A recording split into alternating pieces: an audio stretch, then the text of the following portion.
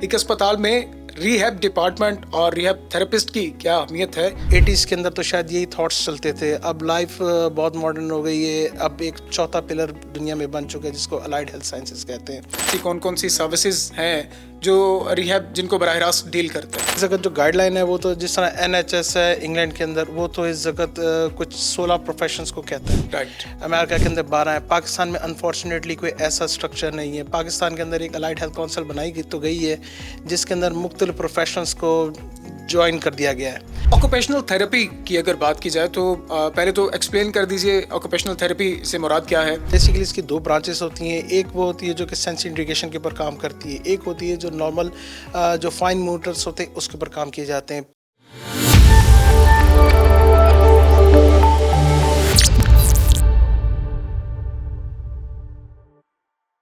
अस्सलाम वालेकुम, beyond the stethoscope के साथ मैं हूं मोहम्मद उसामा। नाज़रीन, आज हम बात करेंगे रिहैबिलिटेशन के हवाले से। आम लफ्ज़ों में रिहैबिलिटेशन का जो मानी है वो तो बहाली के ज़ुमरे में आता है, लेकिन एक अस्पताल की डोमेन में अगर बात की जाए तो रिहैबिलिटेशन से क्या मुराद है, रिहैब डिपार्टमेंट मेडिकल के शोबे में किस तरह से फंक्शन करता है, और शिफा इंटरनेशनल अस्पताल रिहैब डिपार्टमेंट के हवाले से क्या क्या सर्विसेज फराहम कर रहा है, इसके साथ साथ पाकिस्तान में रिहैब डिपार्टमेंट में करियर स्कोप क्या है। इन तमाम मौज़ूआत पर आज हम तफसीली बात करेंगे और गुफ्तगू करने के लिए हमारे साथ मौजूद हैं काशिफ खान साहब। अस्सलाम वालेकुम काशिफ साहब, कैसे हैं? खैरियत है? काशिफ साहब एसोसिएट जनरल मैनेजर हैं रिहैब डिपार्टमेंट शिफा इंटरनेशनल अस्पताल से मुंसलिक हैं, और काशिफ साहब post professional doctor physical therapy हैं। काशिफ साहब, एक मुख्तसर तारुफ तो आपका मैंने करवाया है, सबसे पहले तो अपना तारुफ खुद भी आप करवाइए, अपनी अर्ली लाइफ, अर्ली एजुकेशन और बाद में आपका जो आला तालीम आपने हासिल की उस हवाले से हमारे नाज़रीन को बताइए। बिस्मिल्लाहिर्रहमानिर्रहीम। मेरा कराची बॉर्न हूँ, मेरा कराची की तमाम एजुकेशन है। मेरा मुख्तसर तारुफ आपने कहा है तो वो इस तरह से कि मैंने मैट्रिक तारिक रोड के पास तारिक रोड एक बड़े फेमस सी प्लेस है कराची में, PCHS, वहाँ पे एक स्कूल से मैंने मैट्रिकुलेशन किया था। गवर्नमेंट नेशनल कॉलेज से मैंने इंटरमीडिएट किया था। दैन कराची यूनिवर्सिटी से फ़िज़िकल थेरेपी किया था 1995 के अंदर। उसके बाद फिर मैंने पब्लिक एडमिनिस्ट्रेशन में पोस्ट ग्रेजुएट डिप्लोमा किया था। दैन न्यूट्रिशन के अंदर पोस्ट ग्रेजुएट डिप्लोमा किया।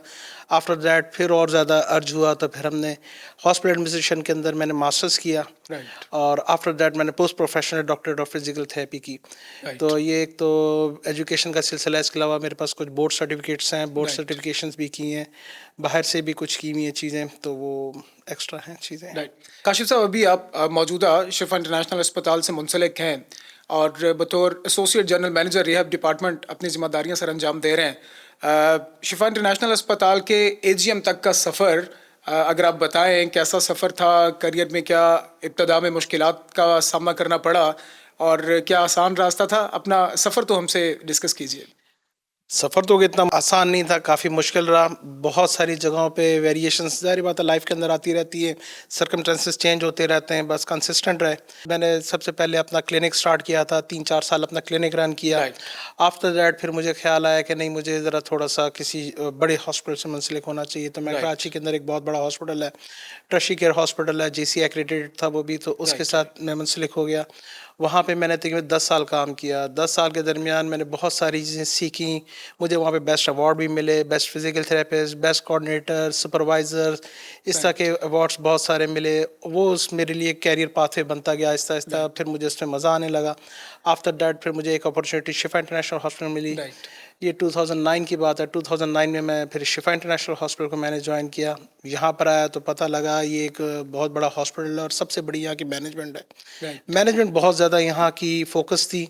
मैंने यहाँ पे एसोसिएट मैनेजर के तौर पे ज्वाइन किया था 2009 में। 2009 के अंदर। और फिर बस सफ़र करते गए, मैनेजर, फिर सीनियर मैनेजर, और 2018 में मैं एसोसिएट जनरल मैनेजर बना था। और हमारा जो स्कोप था वो बहुत बड़ा हो गया है। रिहैबिलिटेशन डिपार्टमेंट जो है वन ऑफ द, कह सकते हैं कि शिफा इंटरनेशनल में बहुत बड़ा एक डिपार्टमेंट है जहाँ पे रोज़ाना हम 600 से 700 पेशेंट्स को अटेंड करते हैं। इसके अलावा हमारी सर्विसेज बहुत ज़्यादा फैल गई हैं। हमारा शिफा के अंदर भी रोल आ गया है। हम लोग पूरे ट्विन सिटी के अंदर पेशेंट्स के पास जा रहे हैं। लाहौर पेशावर के अंदर भी हम अटेंड कर रहे हैं। ये सब पूरा एक डिवीज़न बन गया है। और ये मेरा एक छोटा सा, जो आपकी नज़र में छोटा है, बड़ा ये कठिन सफ़र था लेकिन बड़ा ज़बरदस्त था।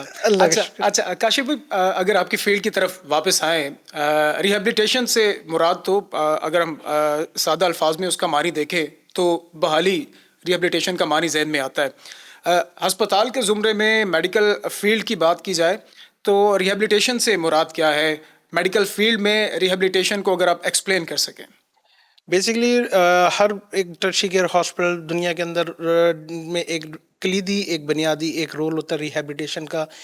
बेसिकली अल्टरनेट मेडिसिन के तौर पर इस्तेमाल किया जाता है। बहाली सेहत पेशेंट के तौर पर पेशेंट को जो चीज़ वहाँ पे दी जा रही होती है उनके लिए कौन कौन से प्रोफेशंस होते हैं मददगार हो सकते हैं और वो उनको दोबारा से नॉर्मल लाइफ की तरफ लाने में मदद कर सकते हैं। राइट, तो ये इसके अंदर मुख्तलिफ प्रोफेशंस काम करते हैं और वो मिलकर पेशेंट की बहाली सेहत के लिए काम करते हैं। राइट। ये बताइए कि ऐसे कौन-कौन से डिपार्टमेंट हैं जो कि रिहैब के शोबे के अंदर ही आते हैं? ऐसी कौन-कौन सी सर्विसेज़ हैं जो रिहैब जिनको बराह रास्त डील करता है?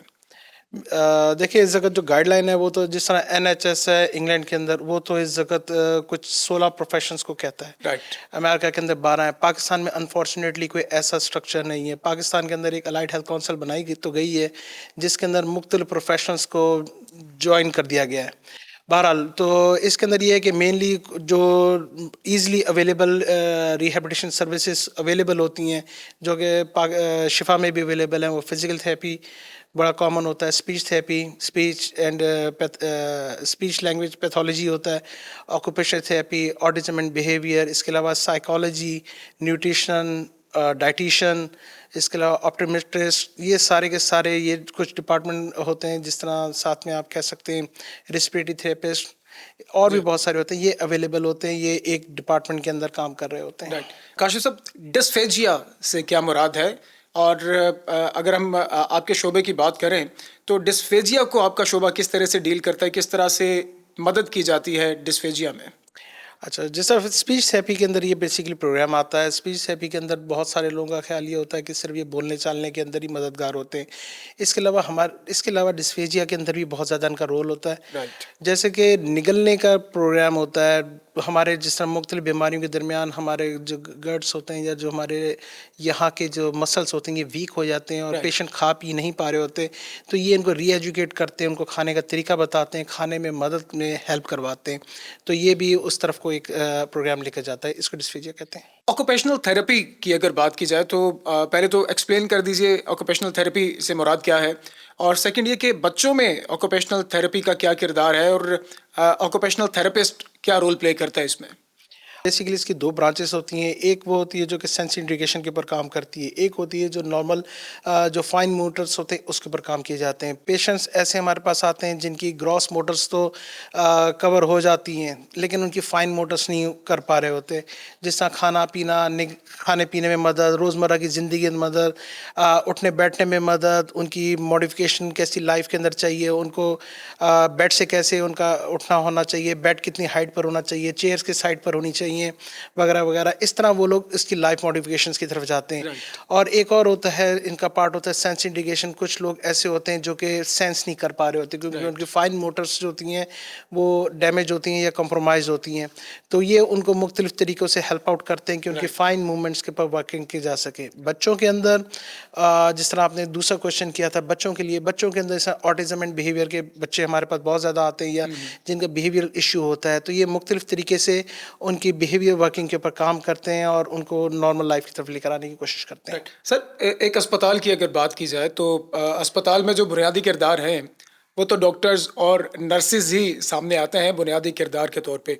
एक अस्पताल में रीहैब डिपार्टमेंट और रीहैब थेरेपिस्ट की क्या अहमियत है और कितना अहम किरदार है अगर हम अस्पताल मेडिकल पॉइंट ऑफ व्यू से बात करें? बेसिकली देखिए ये बिल्कुल आप सही कह रहे हैं। 80s के अंदर तो शायद यही थॉट्स चलते थे। अब लाइफ बहुत मॉडर्न हो गई है। अब एक चौथा पिलर दुनिया में बन चुका है जिसको अलाइड हेल्थ साइंसेस कहते हैं। अलाइड हेल्थ साइंसेस के अंदर मुख्तलिफ प्रोफेशंस आते हैं जो कि उनके साथ मिलकर बेसिकली तो सबका एम एक ही होता है कि किसी भी तरीके से पेशेंट की सेहत को बहाल करके उसको नॉर्मलाइज किया जाए। तो वो मुख्तलिफ तरीके मुख्तलिफ चीज़ें में हेल्प आउट करते हैं ताकि पेशेंट नॉर्मल हो। बड़ा कलीदी और बुनियादी एक किरदार होता है किसी भी टर्शी केयर हॉस्पिटल के अंदर एक रिहैब डिपार्टमेंट का। राइट।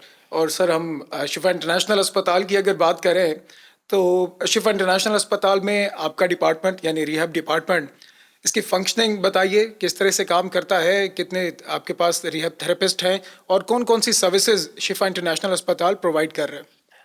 रिहैब सर्विसेज बेसिकली ये डिवीज़न काफ़ी बड़ा है। इसके अंदर इस जगह 150 से ज़्यादा स्टाफ काम कर रहा है, राइट, जिनमें तकरीबन 150 मतलब थेरेपिस्ट काम कर रहे हैं, राइट, मुख्तलिफ शोबों से ताल्लुक़ रखने वाले। हमारे 2 बुनियादी हिस्से हैं, एक हस्पताल के अंदर है और एक होम हेल्थ सर्विस के अंदर है। राइट, शिफा के अंदर जिस तरह हम बात करते हैं तो शिफा खुद एक बहुत बड़ा हॉस्पिटल है और इसके अंदर बहुत सारे पेशेंट्स यहाँ पे मुख्तलिफ डिपार्टमेंट्स के अंदर आते हैं। हमारे यहाँ पे physical therapy, speech therapy, autism और बिहेवियर साइंसेज ये अवेलेबल है, जो कि यहाँ पर हॉस्पिटल के अंदर मुख्तलिफ जगहों पे काम कर रहे हैं। ऑर्थोपेडिक, न्यूरोन्यूरोलॉजी और gynae ops, cardiology, cardiac surgery, surgery department, पीड्स और पेन क्लिनिक, इन सब के राइट। साथ मिल के मुख्तलिफ जॉइंट वेंचर्स किए जा रहे हैं और इनके साथ पेशेंट्स में हम मदद कर रहे हैं जैसे जैसे होती है। इसी तरीके से फिर हमारा ई शिफा है, जो कि पूरा फैला हुआ है ट्विन सिटी के अंदर, बिल्कुल। और वहाँ पे बेतहाशा काम कर रहे हैं लोग। राइट। ई शिफा क्या क्या सर्विसेज प्रोवाइड कर रहा है? अगर हम पर्टिकुलरली ई शिफा के हवाले से बात करें, रिहैब डिपार्टमेंट ओरिएंटेड क्या क्या सर्विसेज हैं ई शिफा के पास? देखिए, इसका तो पहले आपको बुनियादी मकसद समझने की बेतहाशा ज़रूरत है। Right, E Shifa basically continuation of care है। यहाँ से पेशेंट जा रहा है, जो कि हमारी ज़िम्मेदारी है कि हम उसको उसकी आखिरी बहाली तक उसके हम मदद करें, ठीक है। तो जब मरीज़ हमारे यहाँ से जा रहा होता है तो हम पूरी कोशिश करते हैं कि हर वो सर्विस जो कि उसका एक बुनियादी हक है, हम उस तक पहुँचाएँ। राइट, तो ई शिफा एक बहुत बड़ा ब्रॉडर एक है, काम कर रहा है। इसके अंदर हम लोग जैसा रिहैब फुल एक physical therapy, speech therapy, occupation therapy service और अप्लाइड बिहेवियर जो ऑटिज्म है सर्विस, ये घर पे प्रोवाइड कर रही है। इसके अलावा राइट, ऑर्थोटिक प्रोस्थेटिक की ज़रूरत होगी तो वो भी हम ज़रूर करें। लाइफ मॉडिफिकेशन की ज़रूरत है, ऑक्यूपेशन थेरेपी की ज़रूरत है, हम वो भी करें। तो इस जगह जो है ये department as a continuation of care बहुत बड़ा जगह रोल प्ले कर रहा है। हमारे इस जगह पेशावर और लाहौर में भी फुटप्रिंट्स हैं, वहाँ पे भी राइट, हमारे थेरेपिस्ट काम कर रहे हैं इसके राइट। अंदर। सर, रिहैब सर्विसेज की फराहमी की अगर बात की जाए, तो इसमें काइंडली आप ये एक्सप्लेन कीजिए कि मल्टी डिसिप्लिनरी अप्रोच से क्या मुराद है रिहैब पॉइंट ऑफ व्यू से, और इसका कितना कलीदी और अहम किरदार है? ये जो है ना एक बहुत बड़ा इसका रोल है मल्टीडिसिप्लिनरी। आजकल के ज़माने के अंदर मॉडर्न एरा के अंदर जब पेशेंट्स आता है तो पेशेंट को मुख्तलिफ चीज़ों की ज़रूरत होती है। किसी ज़माने में ऐसा होता था कि उसको कोई एक बंदा फॉलो कर रहा होता था। अब राइट, कंसल्टेंट जिस तरह प्राइमरी है, उसको मुख्तलिफ लोगों की ज़रूरत होती है। वो सबसे डिस्कस करता है कि इसको कौन कौन सी चीज़ें चाहिए होती हैं। तो वो फिर मुख्तलिफ लोगों के साथ, जिस तरह उनको फार्मेसी की ज़रूरत है, लैब की ज़रूरत है और ज़रूरत है, तो वो मल्टीपल डिसिप्लिनरी के तौर पर उनसे डिस्कस करता है कि मैं ये कर रहा हूँ। राइट, इसी तरह से रिहैबिलिटेशन डिपार्टमेंट के जितने भी ये प्रोग्राम चल रहे हैं, ये इंडिविजुअल हैं बेसिकली। राइट, इनका आपस में इनकी स्पेशलाइज्ड डिग्रीज होती हैं, राइट, जिसका एक दूसरे से कोई ताल्लुक नहीं होता। तो कंसल्टेंट फिर मल्टीपल डिसिप्लिनरी अप्रोच के तौर पे उनसे डिस्कस करते हैं कि ये हमारे पास पेशेंट है, इसके अंदर हम क्या बेहतरी ला सकते हैं। राइट, तो फिर वो अपने अपने प्रोफेशन के हिसाब से बताया जाता है। इसी तरीके से हमारे पास बहुत सारे ऐसे पेशेंट आते हैं, जिस तरह स्ट्रोक के आ गए या बिहेवियर साइंसेस के आ गए।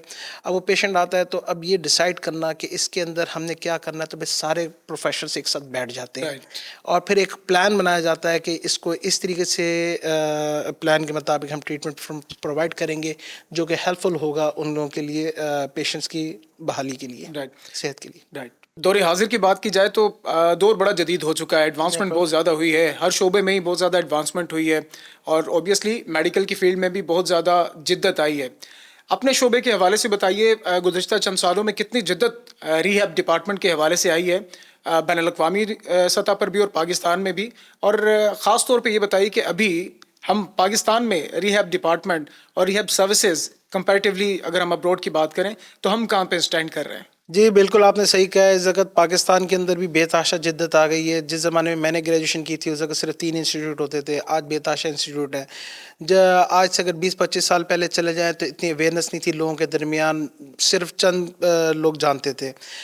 अब एजुकेशन लेवल भी पाकिस्तान के अंदर हाई हो गया है, अवेयरनेस भी काफ़ी हाई हो चुकी है, ख़ास तौर पे बड़े शहरों के अंदर तो लोगों को काफ़ी हद तक पता लग गया है। इसके अलावा ये है कि अब पाकिस्तान के अंदर पीएचडी लेवल के लोग भी अवेलेबल राइट, हैं, राइट, मास्टर्स लोग भी अवेलेबल हैं। मुख्तलिफ आप जिन कैटेगरीज की बात करते हैं, उन सब में बेतहाशा एडवांस वर्क भी हो रहा है, रिसर्चेस भी हो रही हैं। राइट, लेकिन अगर हम कंपेयर करें इंटरनेशनली से हम काफ़ी अभी पीछे हैं। इंटरनेशनल क्योंकि वहाँ पर ये प्रोफेशन 70s के अंदर काफ़ी मेच्योर हो गए थे, राइट, 80s के अंदर और हो गए थे। राइट, उनकी कम्युनिटीज़ बहुत ज़्यादा स्ट्रॉन्ग है। वो बात करते हैं बेसिकली कि प्रिवेंशंस के ऊपर, हम बात करते हैं सिर्फ क्योर के ऊपर। और ये जो रिहैबिलिटेशन का जो सबसे मेन फोकस होता है वो प्रिवेंशंस के अंदर आता है। राइट, ताकि हम वो चीज़ को किस तरीके से प्रिवेंट पहले कर सकते हैं। यहाँ पे लोगों का ख्याल ये है कि बहरहाल समझने में थोड़ी सी मुश्किल है लोगों को कि जी के हम लोगों को इसके अंदर ज़्यादा इन्वॉल्व होके अपनी उस बीमारी को आने से पहले रोकने के लिए पर ज़्यादा लेकिन सर तवज्जो क्या दें। वजह, जैसे अभी आपने कहा कि अगर एजुकेशन पॉइंट ऑफ व्यू से देखा जाए तो हमारे पास तो रिहैब में पीएचडीज लेवल तक लोग मौजूद हैं, लेकिन professionally working point of view से अगर बात की जाए तो उसमें पाकिस्तान लैग क्यों कर रहा है आपके नज़दीक? पाकिस्तान लैग इस वजह से करता है, एक तो देखे पाकिस्तान के अंदर रिहेबिलिटेशन सर्विस महंगी है, ठीक है, राइट, अफोर्डेबिलिटी इश्यूज हैं, ठीक राइट, है। राइट, दूसरी चीज़ ये है कि हमारे कॉन्सेप्ट्स ऐसे बचपन से ही डेवलप हो जाते हैं कि हमने एक गोली खानी है जिससे हमने ठीक हो जाना है, राइट। ठीक है ना। अब ज़्यादातर चीज़ें, हर चीज़ ऐसी नहीं होती कि वो हर सिर्फ एक गोली से ही ठीक हो जाएगी। उसके लिए बहुत सारी चीज़ें ऐसी होती हैं जिसके लिए आपको एजुकेशन आपके लिए बेतहाशा ज़रूरी है।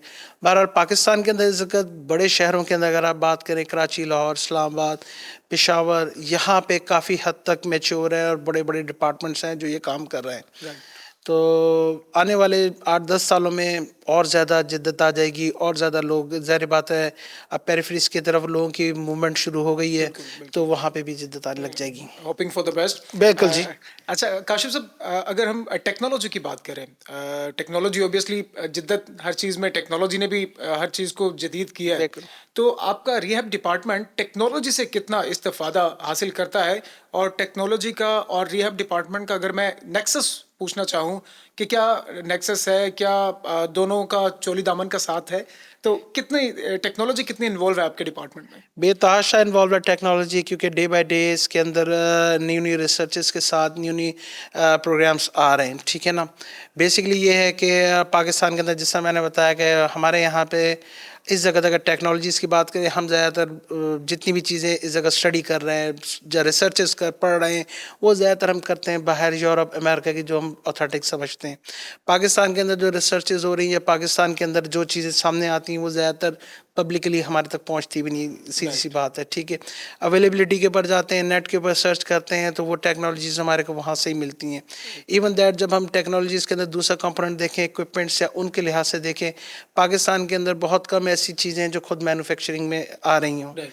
रिहेबिलिटेशन पॉइंट से बात अदरवाइज कर रहा हूँ, इम्पोर्ट वो करें। अदरवाइज बाहर से ही इम्पोर्ट हो रही हैं, वो बहुत कॉस्टली हैं, ठीक है। पाकिस्तान की अभी इसके अंदर काफ़ी कुछ चाहिए। बहरहाल टेक्नोलॉजीज़ के लिहाज से कुछ हॉस्पिटल है, जैसा शिफा इंटरनेशनल हॉस्पिटल है या जी। बड़े हॉस्पिटल है जो इस चीज़ को समझते हैं, उनके पास बहुत well state of arts equipments हैं, मॉडर्न इक्विपमेंट्स हैं, जहाँ पे हम लोग पूरी कोशिश कर रहे हैं कि हम अपने पेशेंट्स को बेहतर से बेहतर इलाज फराहम कर सकें। राइट सर, करियर के हवाले से अगर हम बात करें, क्योंकि कितनी अवेयरनेस है लोगों में, जो न्यू कमर्स हैं या इवन मेडिकल के स्टूडेंट्स हैं, वो कितने बाखबर हैं रिहैब की फील्ड के हवाले से, और कितना इंटरेस्ट है न्यू कमर्स में, नए स्टूडेंट्स में रिहैब की जानिब राग़िब होने का? देखिए, पाकिस्तान के अंदर हमारा एक ट्रेंड ये बना हुआ है कि जिस तरह हम नॉर्मली बच्चे बड़े होते हैं तो एक दो ही प्रोफेशन हमारे दिमाग में होते हैं, लेकिन पहले बच्चों का एप्टीट्यूड देख लें, बच्चों के, क्योंकि इसके अंदर मार्जिन बहुत है, राइट, क्योंकि इस जगह ये फील्ड अभी इमर्जिंग फील्ड है, इंट्रोड्यूस हो रही है। अगर आप वेबसाइट्स दूसरी पे चले जाएं, ख़ासकर डेवलप कंट्रीज़ जहाँ पे ये प्रोफेशंस हैं, वहाँ पे मोस्ट डिमांडिंग है। अगर आप कैनेडियन इमिग्रेशन की तरफ चले जाएं, ऑस्ट्रेलियन इमिग्रेशन, न्यूजीलैंड या किसी भी इमिग्रेशन की साइट पर चले जाएं, आपको सबसे पहले अगर आप डालेंगे तो सबसे हाई डिमांडिंग प्रोफेशंस के अंदर ये प्रोफेशन मिलेंगे जो स्किल्ड वर्कर्स के अंदर सर आएंगे। इमिग्रेट करके बाहर चले जाएंगे तो इनका इलाज किसने करना है? नहीं, हमें। वो रेवेन्यू भी तो पाकिस्तान भेजेंगे। ये बात नहीं होती। हमारे पास देखिए मैन पावर बहुत ज़्यादा है। बात ये है कि हमारे पास मेरे ख्याल से आबादी भी बहुत ज़्यादा है, इंस्टीट्यूट भी बहुत ज़्यादा है। हमारे को दोनों तरफ से सोचना चाहिए, अपने मुल्क के लिए भी सोचना चाहिए और बाहर के लिए भी। अपने लोगों के लिए भी अपने सोचना लोगों के चाहिए। लिए बिल्कुल, वो लोग बाहर जाएंगे, वो ज़र मुबादला भेजेंगे, ज़ाहिर बात है हर कोई तो जा नहीं सकेगा। 100 में से 10 लोग, 5 लोग चले जाएंगे, वो भी हमारे लिए बहुत है। लेकिन बहरहाल हमारे लिए इस जगह जो ज़रूरी है कि हम यहाँ के लिए लोगों को ये दें। प्रोफेशन आपने बोला कि इसके अंदर कैरियर कितने, बहुत ज़्यादा एडवांस कैरियर है इस जगह बेतहाशा, क्योंकि ये इमर्जिंग साइंस है, जॉब अपॉर्चुनिटीज़ बहुत हैं। लेकिन आने से पहले जिस फील्ड को भी आप ज्वाइन करना पहले करें, उसके बारे में स्टडी ज़रूर करें।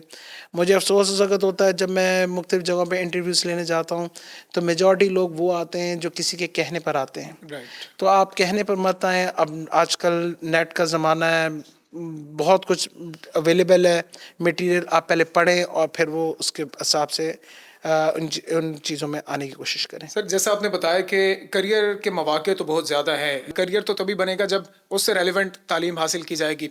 तो स्टूडेंट्स को बताइए कि क्या-क्या तालीम हासिल करना, किस शोबे की तालीम हासिल करना, आया मेडिकल, प्री मेडिकल करना ज़रूरी है? इस हवाले से स्टूडेंट्स को एजुकेट कीजिए कि किस शोबे की तालीम उन्हें हासिल करनी है एक अच्छा रिहैब थेरेपिस्ट बनने के लिए। इंटर प्री मेडिकल होना सब में ज़रूरी है, राइट, ठीक है ना? और इंटर प्री मेडिकल के बाद ही मुख्तलिफ, क्योंकि ये बेसिक आपको लेना ज़रूरी है, उसके बाद फिर आपका बायोलॉजी का बैकग्राउंड होना ज़रूरी है। तो उसके बाद मुख्तलिफ फील्ड्स आपके लिए ओपन होती हैं मेजॉरिटीज़ के अंदर, ठीक है? उसके बाद ये आ जाता है कि कौन सी फील्ड किस वक्त आपने चुननी है, वो मैंने आपको बताया, आपको एप्टीट्यूड के हिसाब से देखना चाहिए, सही है? आप पहले उसके बारे में समझे। शिफा इंटरनेशनल हमारा सिस्टर ऑर्गेनाइजेशन शिफा तामीर मिलत यूनिवर्सिटी, वहाँ पे बहुत एक मेयारी किस्म का एक इंस्टीट्यूट है जिसके अंदर इस जगह हम doctor of physical therapy masters और इसके अलावा हम MSLPT यानी कि स्पीच एंड लैंग्वेज थेरेपी भी करवा रहे हैं, BS speech and language therapy करवा रहे हैं। हमारे पास फुल फैकल्टी है और फुल टाइम हमारे पास हॉस्पिटल फैसिलिटी है। राइट, दुनिया के अंदर ये भी एक जो भी आपने कहा कि कहाँ से करना चाहिए और कैसे होना चाहिए, पाकिस्तान के अंदर बहुत सारी जगह हैं जहाँ पे फैसिलिटीज़ ना होने के बराबर हैं, लेकिन शिफा इंटरनेशनल हॉस्पिटल के अंदर दोनों तरफ से ये फैसिलिटी अवेलेबल है। यहाँ पे बहुत मार्जिन है कि एक अच्छे प्रोफेशनल्स पैदा किए जा सकते हैं। राइट। और आखिर में काशिफ साहब, जो स्टूडेंट्स के लिए जिनके हवाले से आप अभी बात कर रहे थे और जो आपकी फील्ड को ज्वाइन कर रहे हैं न्यू कमर्स, उनके लिए कोई पैगाम तो प्लीज़। जी बिल्कुल, मेरा यही पैगाम है कि जी इस फ़ील्ड को बिल्कुल जॉइन करें। जॉइन करने से पहले इसके बारे में स्टडी करें, ठीक है ना? बहुत मौके हैं, बहुत ज़्यादा मौके हैं। बहुत जिस तरह हमारे पास इस वक़्त पाकिस्तान के अंदर ऑक्यूपेशनल थेरेपिस्ट, स्पीच थेरेपिस्ट की शदीद तरीन इस वक़्त किल्लत है। इसके अलावा हमारे पास रिस्पिरेटरी थेरेपिस्ट की बेतहाशा कमी है। फ़िज़िकल थेरेपिस्ट के अंदर बहुत ज़्यादा स्पेशलाइज़्ड फ़ील्ड है, वो हमारे पास बहुत कम है। तो ये चीज़ें बहुत ज़्यादा करियर वाइज भी बहुत अच्छी है, अर्निंग वाइज भी बहुत अच्छी हैं और रिस्पेक्टिव भी हैं, ठीक है? तो मेरा यही एक पैगाम है उन सब लोगों के लिए कि पहले आप अपने आप को एवेल्यूएट करें, अपने आप को समझें। दूसरी बात ये होती है कि बहुत सारे लोगों का एक और मेरा पैगाम होता है जो लोग करते हैं कि जी कि इसके अंदर मुख्तलिफ फील्ड्स होती हैं, नॉट ये कि आपने थेरेपिस्ट बनना है, रिसर्चर बन सकते हैं आप, इसके अलावा एडमिन में आ सकते हैं आप, इसके अलावा स्कॉलर बन सकते हैं। ये चीज़ें आपके अंदर का एप्टीट्यूड बताती हैं कि आपने क्या करना है। शुक्रिया। Thank you so much Kashif साहब, तशरीफ़ लाए, आपने अपना वक्त दिया। नाज़रीन, आपका शुक्रिया, आपने पॉडकास्ट देखा। इंशाल्लाह जल्द नए पॉडकास्ट के साथ आपकी खिदमत में दोबारा हाजिर होंगे। कमेंट सेक्शन में हमें लाजमी बताइए कि हम किस तरह के पॉडकास्ट आपके लिए लेकर आएँ। आप अपना इंटरेस्ट हमें बताइए कि जिस शोबे में, जिस मेडिकल फील्ड से रेलिवेंट शोबे में आपको दिलचस्पी है, हम उस शोबे के हवाले से भी पॉडकास्ट इंशाल्लाह आपसे शेयर करेंगे। मुझे इजाज़त दीजिए। अल्लाह हाफ़िज़।